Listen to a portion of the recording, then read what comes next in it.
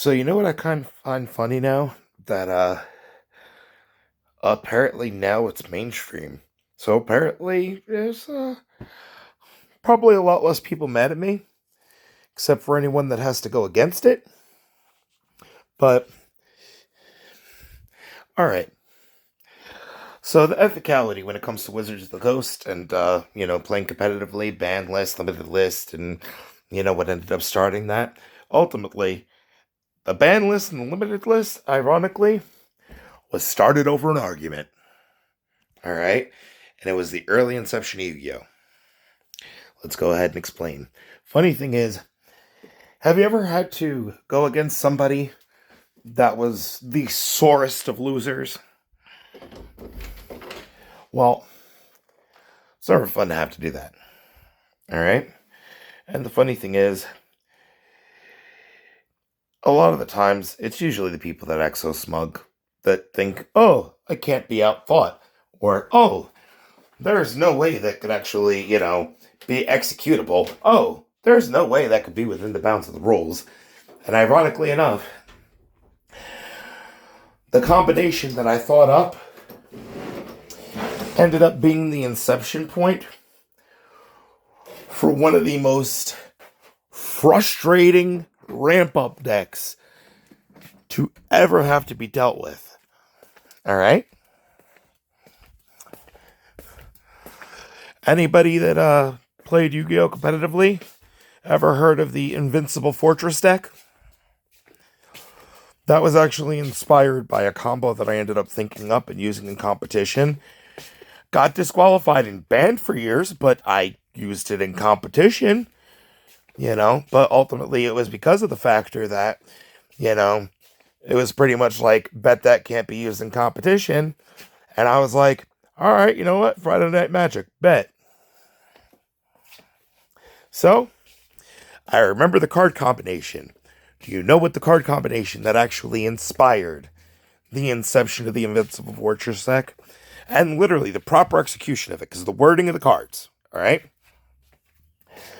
It was Wave Motion Cannon, Shield and Sword, Labyrinth Wall, Heart of Clear Water, Scapegoat, Mystic Tomato, Eye of Illusions, as well as, what was the card that Weevil Underwood you would use to go ahead and pick the specific type of, you know, genetic reconstruction? It's a, I believe, continuous magic card that ultimately every turn lets you go ahead and change what type, like what your card identifies as, like bug or, fiend, beast warrior, that card. All right. But ultimately, you know, go ahead and use Scapegoat. Those act as the tokens, and keep in mind, you're going to want to have a full set in each deck. But Scapegoat, go ahead and activate it. Go ahead and use the tokens to be able to sacrifice for Labyrinth Wall. When you play Labyrinth Wall, you make sure to go ahead and play it in defense mode. All right? So, keep in mind, you got to play it face down defense mode, but equipping the equip card forces you to go ahead and flip it from face down defense mode to face up, defense mode in the same turn. Because you got to go ahead and reveal your defense monster in order to be able to go ahead and prove that the equip would actually be, actually equipable to the monster. But then you go ahead and you play Wave Motion Cannon, all right? Heart of Clear Water. Card automatically is destroyed if it's attached to a monster that's 1,300 attack or more. So obviously Labyrinth Wall, 0 attack, But, magical cylinders, to go ahead and redirect, But Eye of Illusions, have that set.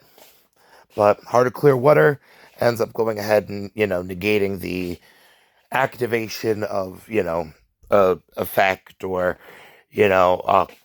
literally whatever it is that's going to go target the creature. All right? So ultimately, it would end up going ahead and targeting Labyrinth Wall. All right, because ultimately it has to make it the target also. So with doing that, every standby phase that wave motion cannon is on the field, ultimately it ends up going ahead and gaining the ability to, when you're ready to sacrifice it, after it's built up, you go ahead and just, all right. But ultimately, every time that the creature with Heart of Clear Water has targeted, it ends up going ahead and the equip as well as the monster doesn't go to the graveyard. All right. So you go ahead and you do that. You make sure to have a shield and sword ready in case somebody else tries to shield and sword you. Because the only way to be able to negate that combo would be to go ahead and shield and sword, to go ahead and force the defense to be the attack, to raise the attack above the equip level, so that way the equip automatically has to, be removed from the actual monster. Alright? But in the process of doing that, when the equip ends up going ahead and being negated like that, the next turn it actually comes back from the graveyard to go into your hand. So, pretty much it's giant rotation. But doing that, ultimately, you go ahead and you have some ramp up defense cards, But if you go ahead and you do that, there's a little surprise in that deck. Go ahead and get Exodia the Legendary Defender. Alright? Because technically, you need to go ahead and, sacrifice fiends that, ends up going ahead in the amount of attack and defense, ends up going ahead and being dependent on what's sacrificed to go ahead and, summon it. But the creature needs to go ahead and be a spellcaster, which is the reason for that genetic reconstruction card that Weevil Underwood used. But by doing that, you go ahead and you turn Labyrinth Wall into cannon fodder, to go ahead and summon Exodia, the Legendary Defender. Then you go ahead with Exodia, the Legendary Defender, because, and you go ahead and shield and sword it. So that way, that, defense that ended up going ahead and getting built up, you go ahead and you make it the attack for Exodia. You go ahead and attack. The damage is actually calculated by double, at the end of the damage calculation step. And at the end of the damage calculation step, regardless of whether the person has life points left or not, they lose. That combo right there. That combo I was told, not allowed. It's like, technically, because of the factor of the wording of the cards mattering, technically it is allowed. Technically, Wizards of the Coast had to limit and ban because of that. Oh, but they did end up making a decent profit from, creating that invincible fortress structure deck. Well, the hilarious part is, anybody that's had to deal with the frustration of dealing with that, because it's the equivalent of having to deal with the Magic the Gathering mill deck, or like a, hexproof Hydra deck. Who knows any assholes that would run something like that? Anyway, my point is, it's kind of ironic that the same combo that I argued about, as far as being able to be used competitively, for years, that ended up taking people years to be able to figure out how to negate it, ended up apparently being such a good strategy that Wizards of the Coast itself, regardless of the factor of whether they put credit to me inspiring it or not, ended up inspiring the Invincible Fortress deck. Well, keep in mind, before the Invincible Fortress deck was a thing, for anybody that's gone against it, I went to go look up a, video on it. And I'm sorry, I was an asshole. I'm sorry.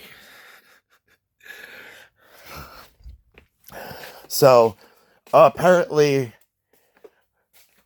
my deck building and strategy was so good that it ended up going ahead and inspiring an entire structure deck. Well, the ironic thing is, Wizards of the Coast be like, hey, so the Invincible Fortress deck, is it sure that it ended up going ahead and being, inspired by a combo that ended up being so difficult to handle and outthink that ultimately the person that ended up thinking that combo and using it competitively through, tournaments for years ended up going ahead because of how frustrating it is and having to go and live up to if I remember correctly, that was a long-ass 10-year ban. But anyway, I'm sorry, hindsight is 2020, and the factor that it inspired an entire structure deck, which I'm guessing after that structure deck, that might be what killed Yu-Gi-Oh! Tournaments in comic shops. So, I got that cross to bear already. Alright? Ultimately, it's like, hey, you know what the frustration is? When you end up doing that, it's kind of hard to be able to enjoy playing a game because you can't go ahead and walk into a card shop without somebody going ahead and trying to be like, nah, I'm gonna be the one to knock this motherfucker off his high horse. That's what I'm gonna be.